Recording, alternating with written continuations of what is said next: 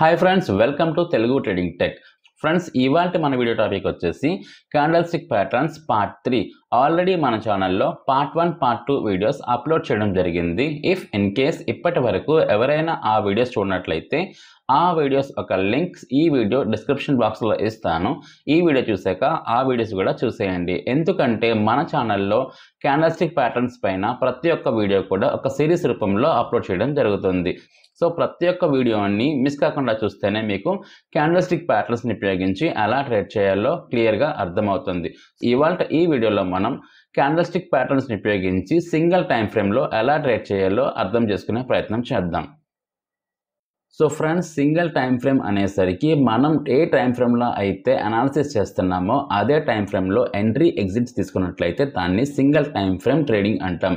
If in case మనం analysis కానీ higher time ఫ్రేమ్లో చేస్తూ trade entry and exits lower time ఫ్రేమ్లో తీసుకుంటున్నట్లయితే దాన్ని multi time frame trading. So friends, ఇప్పుడు మీకు సింగిల్ టైం ఫ్రేమ్ అంటే ఏంటో, మల్టీ టైం ఫ్రేమ్ అంటే ఏంటో క్లియర్గా అర్థమైంది అనుకుంటున్నాను. సో మన స్ట్రాటజీలో మనం కేవలం ఒక టైం ఫ్రేమ్ మాత్రమే ఉపయోగిస్తున్నాం.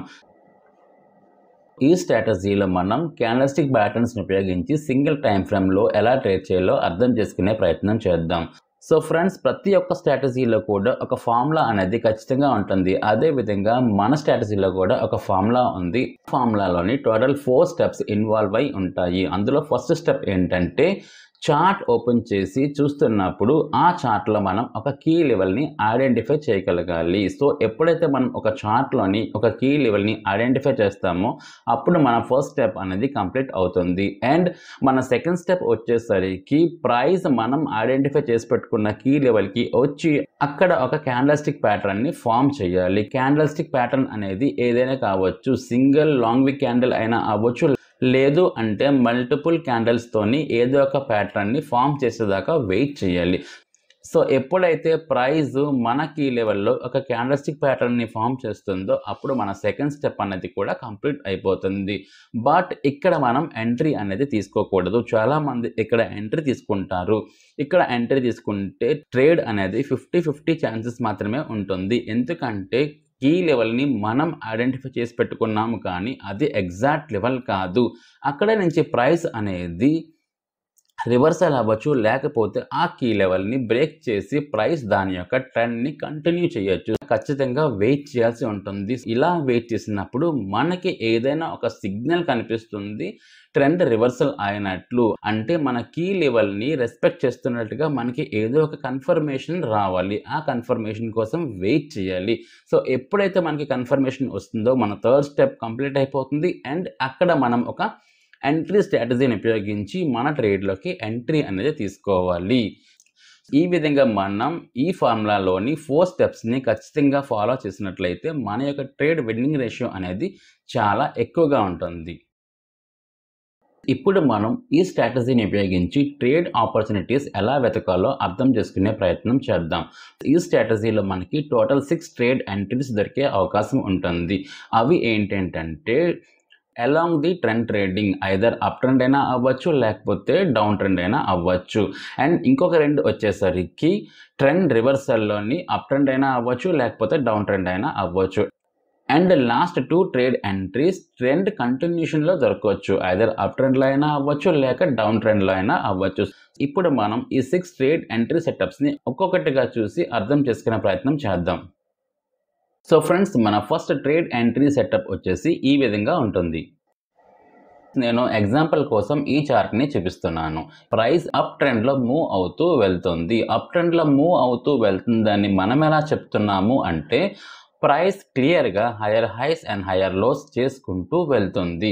ఎప్పుడైతే ప్రైస్ ఈ విధంగా మూవ్ అవుతుందో నేను ఇక్కడ ఒక కీ లెవెల్ని ఐడెంటిఫై చేసి మార్క్ చేసి పెట్టుకున్నాను. ఎప్పుడైతే నేను కీ లెవెల్ని ఐడెంటిఫై చేశానో నా స్టెప్ 1 అనేది కంప్లీట్ అయిపోయింది. సో నా నెక్స్ట్ స్టెప్ ఏంటంటే నేను ఐడెంటిఫై చేసి పెట్టుకున్న కీ లెవెల్కి ప్రైస్ వచ్చేంత వరకు వెయిట్ చేయడం. సో ఎప్పుడైతే ప్రైస్ మన కీ లెవెల్కి వస్తుందో అక్కడ మనం ఒక క్యాండల్స్టిక్ ప్యాటర్న్ ఫామ్ అయ్యేంత వరకు వెయిట్ చేయాలి. సో ఈ చార్ట్లో మీరు చూసినట్లయితే ఇక్కడ మల్టిపుల్ లాంగ్ విక్ క్యాండిల్స్ అనేది ఫామ్ అయ్యింది. సో మల్టిపుల్ లాంగ్ విక్ క్యాండిల్స్ ఫామ్ అవ్వడము అంటే ఇక్కడ సెల్లర్స్ యొక్క ప్రెజర్ అనేది తగ్గిపోతూ ఉంది. అదే టైంలో బయర్స్ యొక్క ప్రెజర్ కూడా పెరుగుతూ ఉంది. అందుకే బయర్కి సెల్లర్స్కి మధ్య ఇక్కడ ఎక్కువగా ఫైట్ అవుతుంది కాబట్టి లాంగ్ విక్ క్యాండిల్ అనేది ఫామ్ అయ్యింది. సో ఇలా ఫామ్ అవ్వగానే మనం ట్రేడ్లోకి ఎంట్రీ అనేది తీసుకోకూడదు.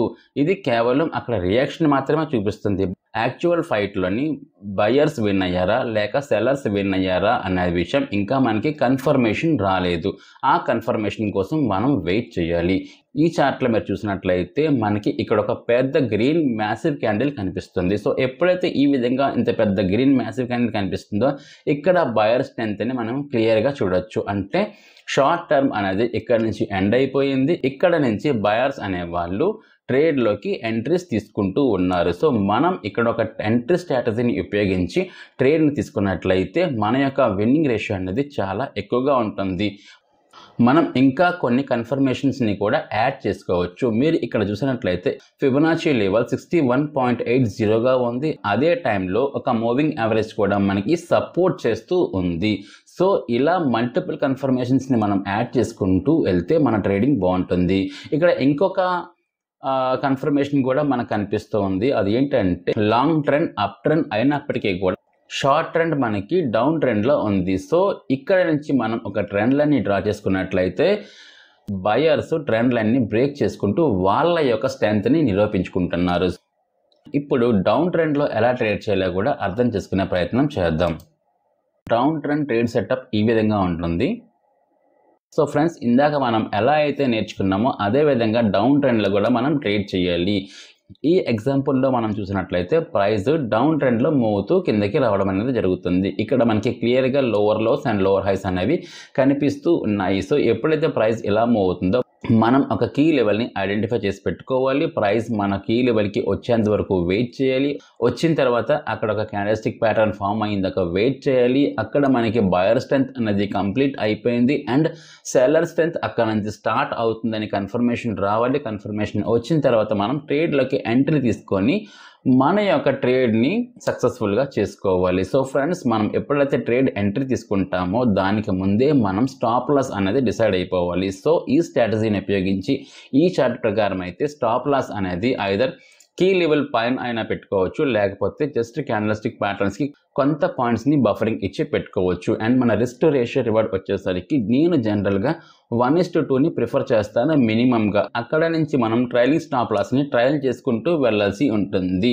ఇఫ్ మన ట్రైలింగ్ స్టాప్ లాస్ కానీ హిట్ అయినట్లయితే మనకి 1:2 రిస్క్ రివార్డ్ రేషియో అనేది దొరుకుతుంది. అలా కాకుండా ప్రైస్ ఇంకా కిందకి ఫాల్ అయిందంటే మనకి ఎక్స్పెక్ట్ చేసిన దానికన్నా ఎక్కువ ప్రాఫిట్ వచ్చే అవకాశం ఉంటుంది. ఈ విధంగా మీరు మీ యొక్క ట్రైలింగ్ స్టాప్ లాస్ని ట్రయల్ చేసుకుంటూ వెళ్ళాల్సి ఉంటుంది.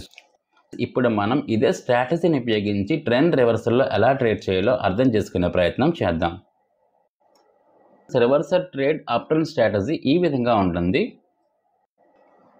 నేను ఎగ్జాంపుల్ కోసం ఈ చార్ట్ని తీసుకున్నాను. ప్రైస్ ఎప్పుడైతే అప్ ట్రెండ్కి వెళ్ళి అక్కడ నుంచి రివర్సల్ అయిందో నేను అక్కడ ఒక కీ లెవెల్ని ఐడెంటిఫై చేసి పెట్టుకున్నాను. సో అక్కడ నా ఫస్ట్ స్టెప్ అనేది కంప్లీట్ అయిపోయింది.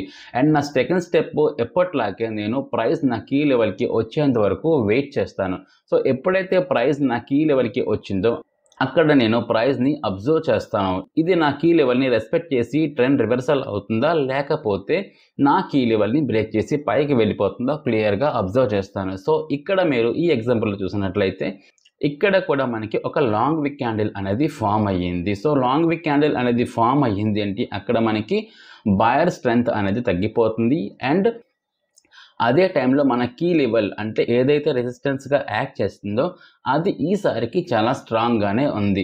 సో అంత మాత్రాన మనం ట్రేడ్లోకి ఎంట్రీ అనేది తీసుకోకూడదు. సో నాకు ఇంకా కొన్ని కన్ఫర్మేషన్స్ కావాలి. అవి ఏంటంటే నాకు ఇక్కడ నుంచి బయర్స్ ఒక ప్రెషర్ తగ్గిపోయింది, సెల్లర్స్ ఒక స్ట్రెంత్ పెరుగుతుంది అని నాకు తెలియాలి. కాబట్టి నేను ఇంకా అడిషనల్ కన్ఫర్మేషన్స్ కోసం వెయిట్ చేస్తాను. సో ఇక్కడ మీరు చూసినట్లయితే క్యాండిల్ సైజ్ అనేది పెరుగుతూ వస్తుంది. సో గ్రోయింగ్ క్యాండిల్స్ వస్తున్నాయి అంటే సెల్లర్స్ యొక్క ప్రెజర్ అనేది పెరుగుతూ ఉంది. సో ఇక్కడ నాకు ఒక కన్ఫర్మేషన్ అనేది యాడ్ అయిపోయింది. అదే టైంలో నేను కానీ అప్ ట్రెండ్లో ఒక ట్రెండ్ లైన్ని డ్రా చేసి పెట్టుకున్నట్లయితే ప్రైస్ ఒక పెద్ద మ్యాసివ్ క్యాండిల్తోని ట్రెండ్ లైన్ని బ్రేక్ చేసి కిందకి రావడం జరిగింది. సో ఎప్పుడైతే ప్రైస్ ఈ విధంగా కిందకి వస్తుందో ఇక్కడ నేను ఒక ఎంట్రీ స్ట్రాటజీని ఉపయోగించి ఎంట్రీ అయితే తీసుకుంటాను. దీంతో పాటుగా మనం ఇంకొన్ని అడిషనల్ కన్ఫర్మేషన్స్ ఇందాకలా మాట్లాడుకున్నట్టుగానే ఫిబొనాచి కావచ్చు, లేక మూవింగ్ యావరేజ్ కావచ్చు, ఇంకా ఏదైనా కానీ కొన్ని కన్ఫర్మేషన్స్ని యాడ్ చేసుకొని తీసుకున్నట్లయితే మన ట్రేడ్ అనేది ఖచ్చితంగా సక్సెస్ అయ్యే అవకాశాలు చాలా చాలా ఎక్కువగా ఉంటాయి. సో ఫ్రెండ్స్, మనం ఇదే స్ట్రాటజీని ఉపయోగించి అప్ ట్రెండ్లో ఎలా ట్రేడ్ చేయాలో కూడా చూసుకుందాం. మన స్ట్రాటజీ అనేది ఈ విధంగా ఉంటుంది. సో ఎగ్జాంపుల్ కోసం నేను ఈ చార్ట్ని తీసుకున్నాను. ఈ చార్ట్లో మీరు చూసినట్లయితే ప్రైస్ అనేది ఒక కన్సిడరేషన్లో మూవ్ అవుతుంది, లేక ఒక డౌన్ ట్రెండ్లో మూవ్ అవుతుంది అనుకోవచ్చు.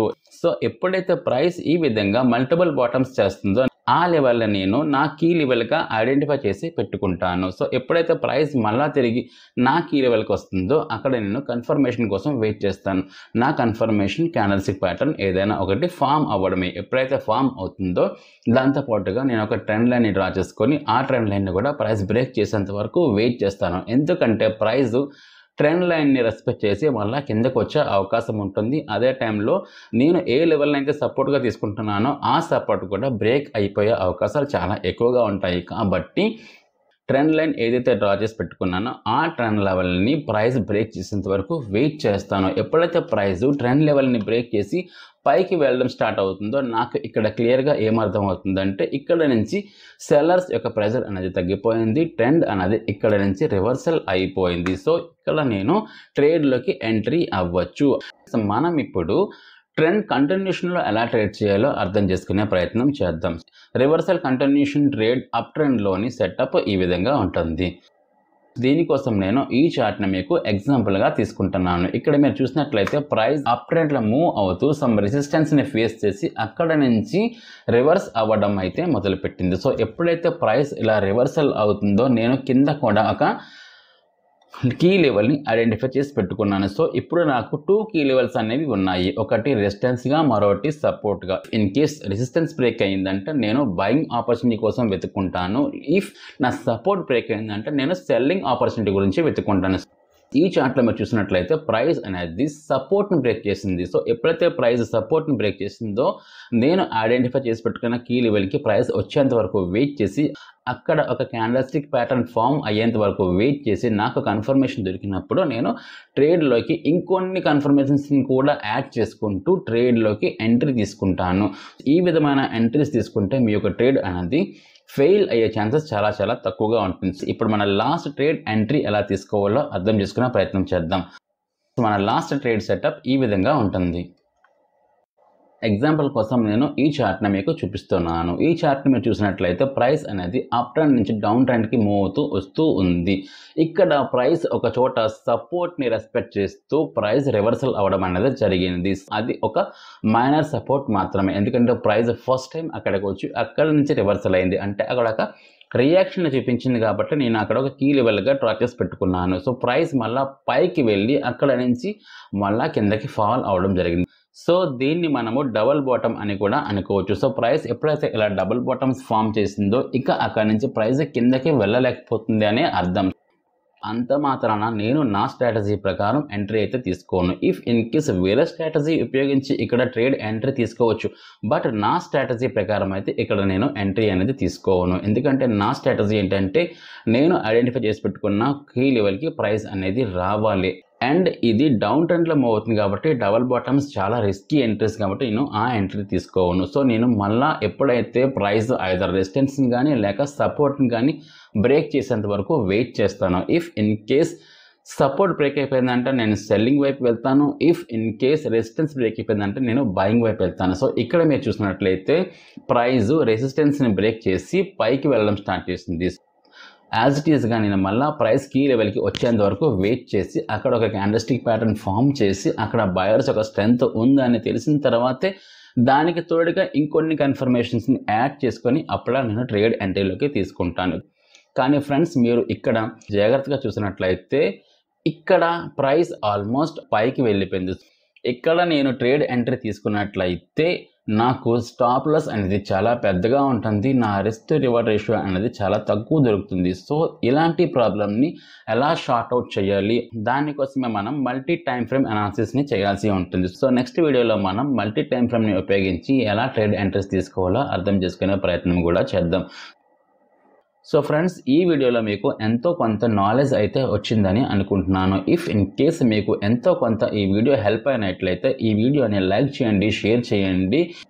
ఇంకా ఇప్పటి వరకు ఎవరైనా మన ఛానల్ని సబ్స్క్రైబ్ చేసుకోకపోతే సబ్స్క్రైబ్ చేసుకొని పక్కనే ఉన్న బెల్ ఐకాన్ని ఆన్ చేసి పెట్టుకోండి.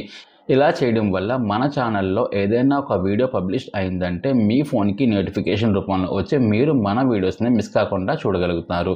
సో ఫ్రెండ్స్, ఇంకొక వీడియోలో మళ్ళీ కలుస్తాను. అంతవరకు టేక్ కేర్, బాయ్.